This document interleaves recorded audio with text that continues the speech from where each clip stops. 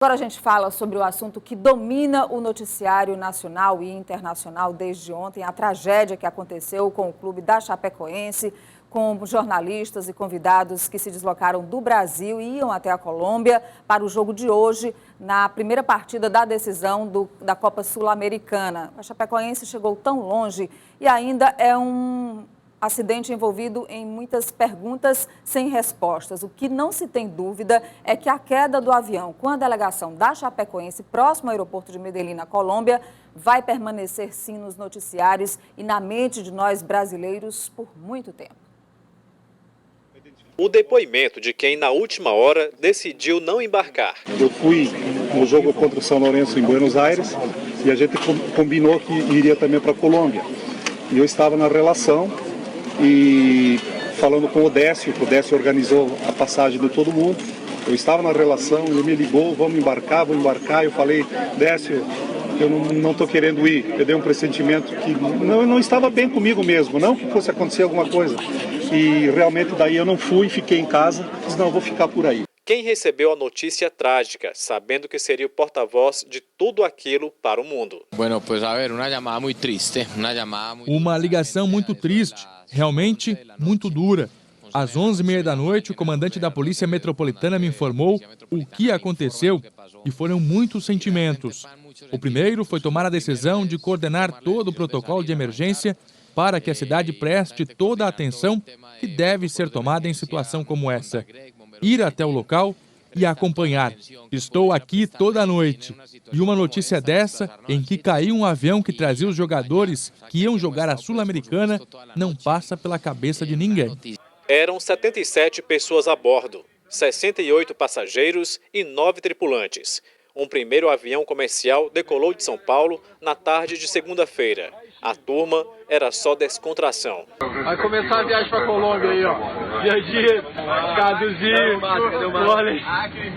Acre, depois nós vamos pra onde, Cadu? Acre de novo. Em Santa Cruz de la Sierra, a troca de aeronave. Todos tinham um destino em comum, Medellín, na Colômbia. Lá, este time seguiria fazendo história de uma forma ou de outra. O acidente abreviou o fim do trajeto e chocou o mundo. O sumiço no radar foi às 9h15 da noite, no horário local. A queda antes de 10h30. O resultado salta aos olhos, uma destruição só. E quando se pensava não haver mais chance de encontrar alguém com vida, eis o zagueiro Neto, sexto sobrevivente. Pior que nem se pode falar em boa notícia, diante de outras 71 mortes. O número de vítimas é assustador e deixou muitos piauienses em clima de tristeza. Estamos chocados, né?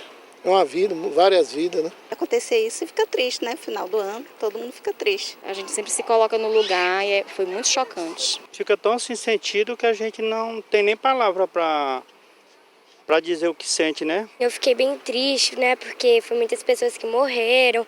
E eu fico pensando nas famílias delas, como é que elas devem estar e tal. Perder tanta gente assim, num voo, né? O pessoal que ia com tanta alegria. Achei triste, muito triste mesmo. E é claro que a gente repercute isso de forma local porque choca todo mundo. Ninguém no mundo que acompanha os noticiários deixa de ficar triste, emocionado, comovido com essa situação. 71 vidas perdidas, o número oficial divulgado ontem pelo governo colombiano, depois de encerradas as buscas.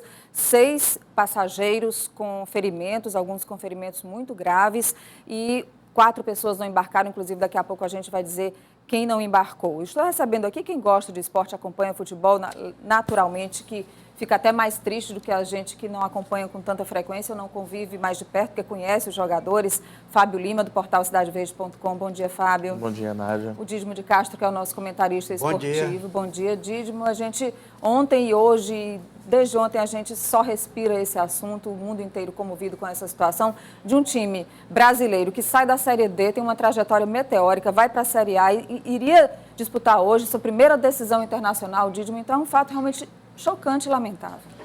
Não há nenhuma dúvida. E um fato desse, seja qual for o time, seja qual for o clube, sempre choca, não é? São vidas humanas, não é, que se acabaram ali em questão de segundos. E quando se trata de um clube pequeno ou de porte médio, que consegue uma ascensão extraordinária como a Chapecoense, isso aí une o país. O país fica torcendo por aquele time, por aquele clube, querendo vê-lo vencer. E o Brasil estava unido em torno da Chapecoense. E acontece uma tragédia dessa. Fábio Lima conhecia muito e acompanhava a trajetória dos jogadores. Daqui a pouco a gente vai falar, inclusive, individualmente, desses talentos que foram perdidos.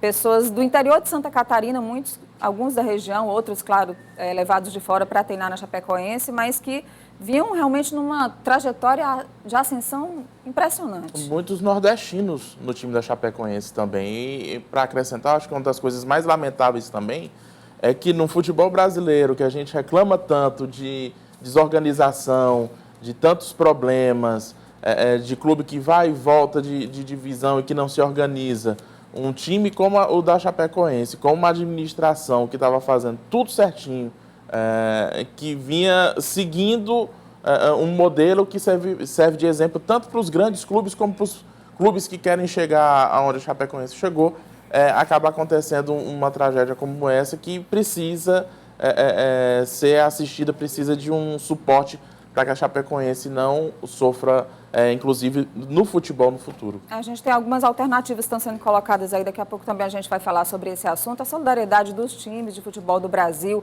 o que está propondo a CBF, o que a Conmebol pode fazer, já que o título seria disputado hoje. Ontem o Atlético Nacional de Medellín, da Colômbia, pediu que o título fosse dado à Chapecoense. A gente vai ver agora uma reportagem, inclusive essa aqui é uma arte, mostra essa arte para a gente aí, que mostra o trajeto que a aeronave fazia até, saindo de Santa Cruz de la Sierra, na Bolívia, até Medellín, na Colômbia. Na verdade, uma aeronave que era de uma companhia aérea de um único dono da Bolívia. Ele pilotava o avião da Lamia, que era essa companhia desse voo fretado. Inclusive, a ANAC, que é a Agência Nacional de Aviação Civil, impediu que esse avião entrasse no Brasil para levar os jogadores da Chapecoense, de São Paulo, até a Colômbia ou até a Bolívia, fazendo uma escala intermediária e depois chegando a Medellín, mas existe um acordo bilateral entre países que proíbe que isso seja feito, ou seja, um terceiro país se envolver numa relação onde estão outros dois países, um avião da Bolívia vindo para o Brasil, transportando pessoas para a Colômbia. Então,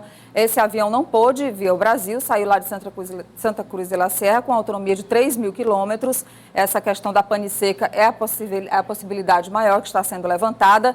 E a gente vai ver agora uma reportagem que a TV boliviana fez com a delegação da Chapecoense e parte da tripulação da aeronave que caiu na madrugada de ontem. É uma satisfação para nós que eles tenham nos escolhido. Com tantas empresas na América do Sul, estão voando justamente conosco. Acredito que a Lamia Corporation se caracteriza pelo serviço de primeira para todos os seus passageiros. Acredito que somos a única empresa na Bolívia, ou mesmo na América do Sul, que pode colocar esses logotipos, identificando as empresas que voam conosco, qualquer equipe ou qualquer empresa. A Lamia, como sempre, transportando equipes de futebol, neste caso a Chapecoense, levando-os para a cidade de Medellín.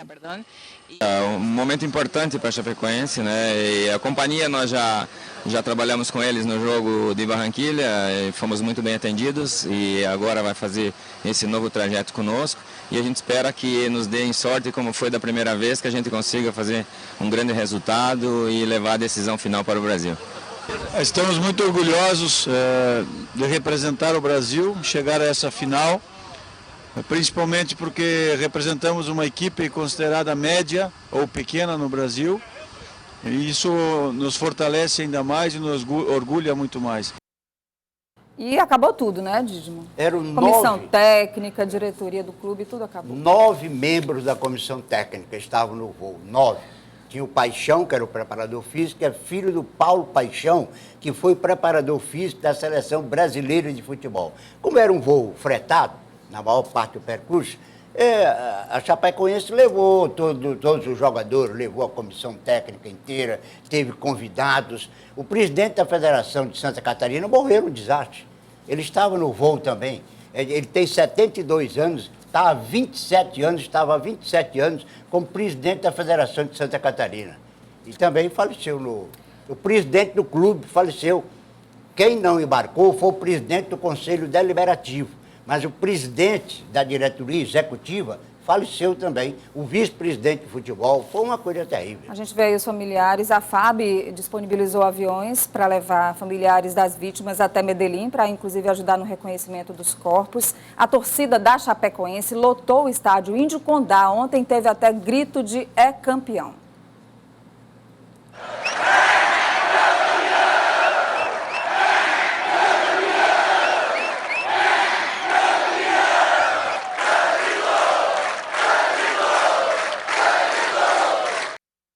A gente vê a torcida e eu lembro do vídeo, Fábio, que foi divulgado, a gente até mostrou já ontem também aqui no Jornal do Piauí, dos torcedores, dos jogadores da Chapecoense gritando "é Chape, é Chape, é Chape", depois de conseguir a classificação para a Sul-Americana hoje. A classificação foi sofrida com uma bola defendida pelo Danilo com o pé aí nos últimos minutos já do acréscimo do jogo contra o São Lourenço.